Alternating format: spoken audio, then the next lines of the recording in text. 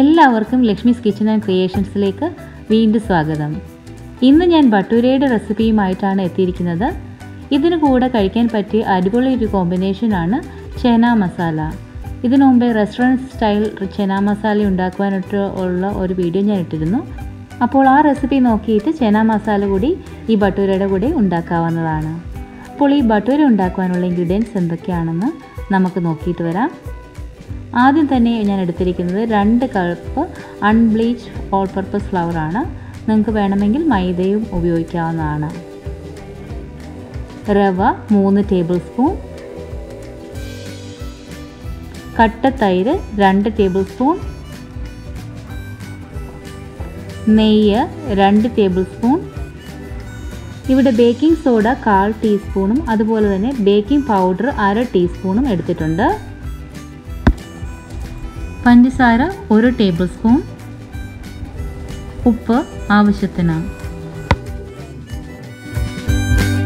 ഇനി നമ്മൾക്ക് ഒരു വലിയ സ്റ്റീൽ പാത്രത്തിലേക്ക് ആവശ്യത്തിനുള്ള പൊടി എടുക്കാം. അതിലേക്ക് നെയ്യ് ഇട്ട് കൊടുക്കാം. നെയ്യ്ക്ക് പകരം നിങ്ങൾക്ക് ഓയിലും ഉപയോഗിക്കാവുന്നതാണ്.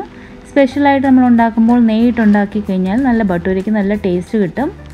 സാധാരണ ഉണ്ടാക്കുമ്പോൾ ഓയിൽ ഉപയോഗിച്ചും ഉണ്ടാക്കാം. ഇനി വേണ്ടത് കട്ട തൈരാണ്. അധികം പുളിയില്ലാത്ത തൈര് വേണം നമ്മൾ ബട്ടൂരയ്ക്ക് വേണ്ടി ഉപയോഗിക്കുവാൻ. ഇതിലേക്ക് എടുത്തു വച്ചിരിക്കുന്ന റവ ചേർക്കാം. ഈ റവ ചേർക്കുന്നതുകൊണ്ട് ബട്ടൂരയ്ക്ക് നല്ലൊരു ക്രിസ്പിനെസ് ഒക്കെ കിട്ടും. പഞ്ചസാര നിങ്ങൾക്ക് വേണ്ടെങ്കിൽ പഞ്ചസാര സ്കിപ്പ് ചെയ്യാവുന്നതാണ്. പക്ഷേ പഞ്ചസാര ചേർത്ത് കഴിഞ്ഞാൽ ബട്ടൂരയ്ക്ക് നല്ലൊരു ഗോൾഡൻ ബ്രൗൺ കളർ കിട്ടും.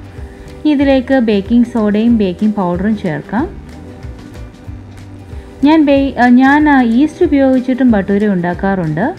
ഈസ്റ്റാണ് നിങ്ങൾക്ക് താല്പര്യമെങ്കിൽ ഏകദേശം 1 ടീസ്പൂണോളം ഈസ്റ്റ് ചെറു ചൂട് പാലിൽ കുതിർത്ത് നന്നായി പൊങ്ങാൻ വെക്കണം. എന്നിട്ട് ഇവിടെ ബേക്കിംഗ് സോഡയ്ക്കും ബേക്കിംഗ് പൗഡറിനും പകരം ആഡ് ചെയ്യാവുന്നതാണ്. ഇതിലേക്ക് ഞാൻ ഉപ്പിട്ട് കൊടുക്കുകയാണ്. നിങ്ങൾക്ക് ആവശ്യമുള്ള ഉപ്പ് ഇടുക. എന്നിട്ട് നന്നായിട്ട് എല്ലാം കൂടി മിക്സ് ചെയ്തെടുക്കുക. ആദ്യം ഇതെല്ലാം കൂടി നമ്മൾ പുട്ട് കുഴയ്ക്കുന്ന പോലെ നന്നായിട്ട് ക്രംബിളി ആവുന്നിടം വരെ ഒന്ന് കുഴച്ചെടുക്കണം. എല്ലാം കൂടി വെള്ളം ഒന്നും ഇട്ട് അങ്ങനെ കുഴച്ചെടുക്കാൻ പാടില്ല. ആദ്യം പുട്ട് കുഴയ്ക്കുന്ന പോലെ കുഴയ്ക്കണം നന്നായിട്ട്. നിങ്ങൾ ഈസ്റ്റ് ഉപയോഗിക്കുകയാണെങ്കിൽ ഈ മാവ് അധികം നേരം ഒന്നും പുളിക്കാൻ വെക്കരുത്. മാക്സിമം ഒരു 1.5 മണിക്കൂർ വെച്ചാൽ മതിയാവും. ഇല്ലെങ്കിൽ കൂടുതൽ പുളിച്ച് പോയി കഴിഞ്ഞാലും ബട്ടൂരയ്ക്ക് നല്ല ടേസ്റ്റ് കിട്ടില്ല. ബേക്കിംഗ് സോഡ ആൻഡ് പൗഡർ ഉപയോഗിക്കുന്നത് കൊണ്ട് നമുക്കിതൊരു 2 മണിക്കൂർ പൊങ്ങാൻ വെക്കേണ്ടതാണ്. ഇപ്പോൾ നോക്കൂ, നമ്മുടെ മാവൊക്കെ ഒരു നല്ല പുട്ടിൻ്റെ ക്രംബ്ലി ടെക്സ്ചർ വന്നിട്ടുണ്ട്. നമുക്കിതിലേക്ക് ഇനി ആവശ്യത്തിനുള്ള വെള്ളം ചേർത്ത് കൊടുക്കാം. 1/4 കപ്പ് വീതമാണ് ഞാനിതിൽ വെള്ളം ചേർക്കുന്നത്. ഞാൻ ഉപയോഗിക്കുന്ന വെള്ളം ഞാനിവിടെ എഴുതുന്നുണ്ട്.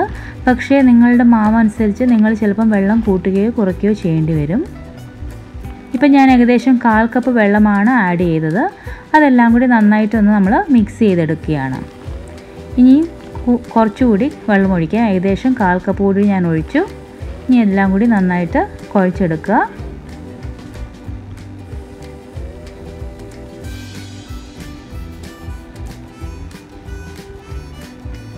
ഞാനിവിടെ അൺബ്ലീച്ച്ഡ് ഓൾ പർപ്പസ് ഫ്ലവറാണ് എടുത്തിരിക്കുന്നത്. നിങ്ങളുടെ നാട്ടിൽ മൈദ ആണ് ഉപയോഗിക്കുന്നതെങ്കിൽ ചിലപ്പം കൂടുതൽ വെള്ളം വേണ്ടി വരും. ഇതിലേക്ക് ഇനി ഒരു 1/4 കപ്പ് കൂടി വെള്ളം ഒഴിക്കുകയാണ്. അപ്പോൾ മൊത്തം 3/4 കപ്പ് വെള്ളം നമ്മളിപ്പോൾ ഒഴിച്ചു കഴിഞ്ഞിരിക്കുന്നു. ഇനി കുറച്ചുകൂടി വെള്ളം വേണ്ടി വരും. ഇതെല്ലാം കൂടി നന്നായിട്ട് കുഴച്ചെടുക്കുക.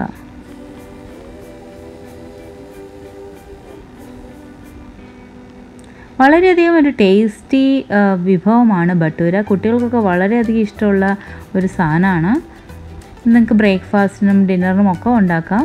അതുപോലെ തന്നെ പാർട്ടിക്കൊക്കെ പറ്റിയൊരു നല്ലൊരു ഡിഷാണ് ബട്ടൂര എന്ന് പറയുന്നത്. അതിന് പ്രത്യേകിച്ച് ഒരു ഇൻട്രൊഡക്ഷൻ്റെ ആവശ്യമില്ല ബട്ടൂരയ്ക്ക്. ഇനി നോക്കൂ, ഞാൻ കുറേശ്ശെ വെള്ളം ഒഴിച്ച് ഇനി ഇത് നല്ലൊരു ഡൗ ആക്കി എടുക്കുകയാണ്.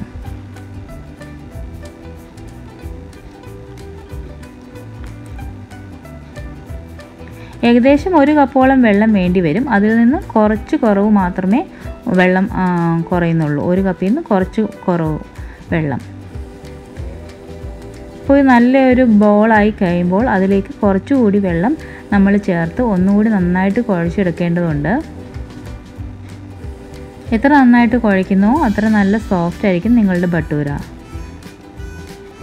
നമുക്ക് കുറച്ചുകൂടി ഞാൻ വെള്ളം അതിലേക്ക് ഇട്ടു. ഇനി നന്നായിട്ട് ഇടിച്ചിങ്ങനെ കുഴയ്ക്കുകയാണ്.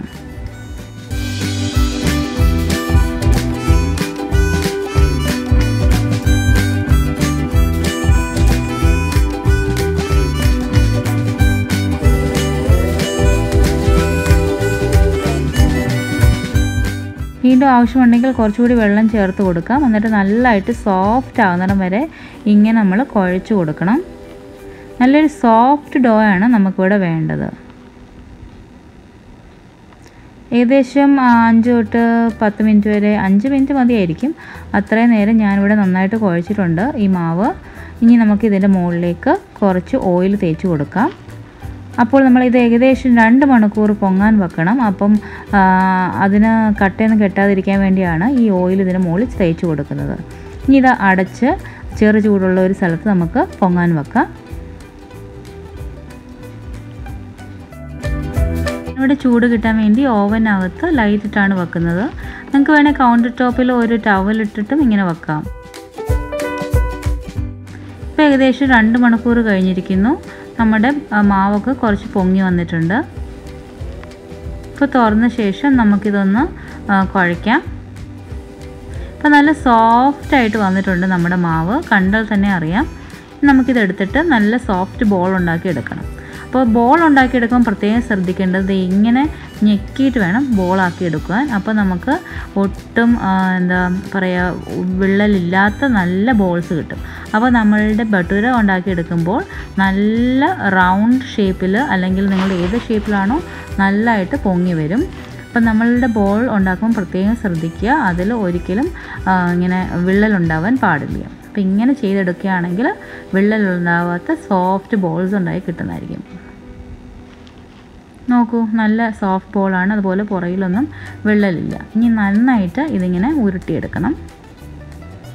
ഈ പ്രോസസ്സിലൂടെ നമുക്ക് ബാക്കിയുള്ള ഉരുളകളും ഇങ്ങനെ തന്നെ ഉരുട്ടിയെടുക്കേണ്ടതാണ്.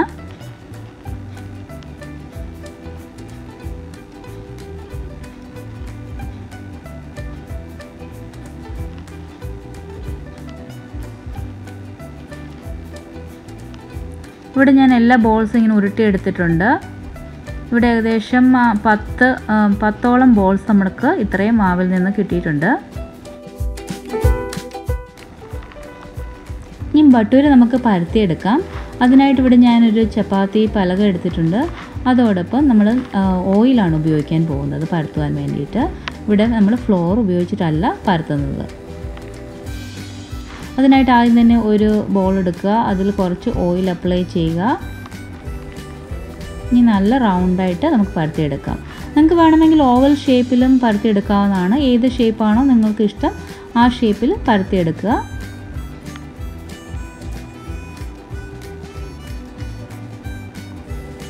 ഇതുപോലെ എല്ലാ ബട്ടൂരയും നമുക്ക് പരത്തിയെടുക്കാം.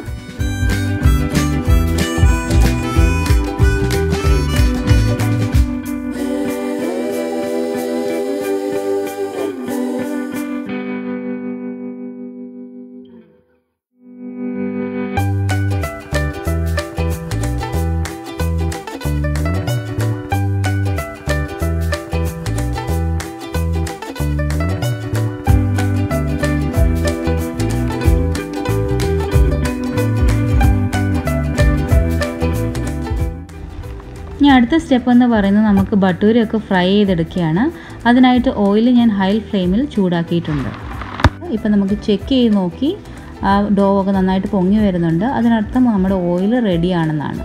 ഹൈ ഫ്ലെയിമിൽ വേണം നമുക്ക് ബട്ടൂര ഉണ്ടാക്കിയെടുക്കുവാൻ.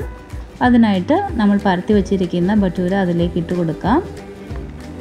കുറച്ച് ഇങ്ങനെ പൊങ്ങി വരുമ്പോൾ നമ്മൾക്ക് ഞെക്കി കൊടുക്കേണ്ടതുണ്ട്. അപ്പോൾ പകുതി കുറച്ച് ഓയിൽ പൊക്കി മുകളിലോട്ട് ഒഴിക്കുകയും അതിനോടൊപ്പം നീക്കുകയും കൂടെ ചെയ്യുമ്പോഴാണ് നമ്മളുടെ ബട്ടൂര പെർഫെക്റ്റ് റൗണ്ട് ബോളായിട്ട് വരുന്നത്. അപ്പോൾ നോക്കൂ, ബട്ടൂര നന്നായിട്ട് പൊങ്ങി വന്നിട്ടുണ്ട്. നല്ലൊരു ഗോൾഡൻ കളറും കിട്ടിയിട്ടുണ്ട്. നമ്മൾ ആ ഷുഗറൊക്കെ ഇട്ട് കൊടുക്കുന്നതുകൊണ്ടാണ് ആ ഗോൾഡൻ കളർ കിട്ടുന്നത്. അതുപോലെ തന്നെ ആ റവ ഇട്ട് കൊടുക്കുന്നതുകൊണ്ട് നല്ല ക്രിസ്പിയുമാണ് നമ്മളുടെ ബട്ടൂര. ഇതുപോലെ ബാക്കിയുള്ള ബട്ടൂരാസ് കൂടി നമുക്ക് ഉണ്ടാക്കിയെടുക്കാം.